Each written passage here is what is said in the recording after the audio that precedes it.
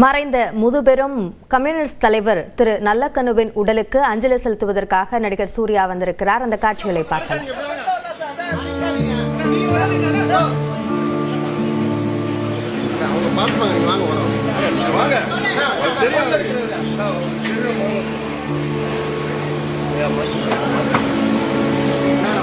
இது குறித்த கூடுதல் விவரங்களை நம்முடைய செய்தியாளர் லிபிகாவிடம் கேட்கலாம். லிபிகா, விவரங்களை பதிவு செய்யுங்கள். அபிநயா, இந்திய கம்யூனிஸ்ட் கட்சியினுடைய மூத்த தலைவர் நல்லக்கண்ணு அவர்கள் நேற்று உடல்நல குறைவு காரணமாக மருத்துவமனையில் சிகிச்சை பெற்று வந்த நிலையில் நேற்று பிற்பகல் 1:55 மணி அளவில் உயிரிழந்தார்.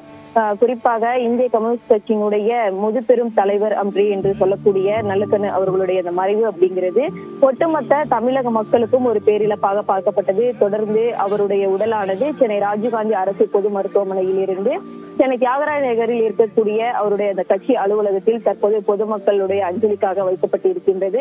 குறிப்பாக நேற்றிலிருந்து பல்வேறு அரசியல் கட்சி தலைவர்களும் நேரில் அஞ்சலி செலுத்தி வந்தனர். அதே போன்று பல்வேறு திரை பிரபலங்களும் நேரில் அஞ்சலி செலுத்தி வந்தனர். இந்த நிலையில் தற்போது நடிகர் சூர்யா அவருடைய உடலுக்கு நேரில் மலர் வளையம் வைத்து அஞ்சலி செலுத்தியிருக்கிறார்.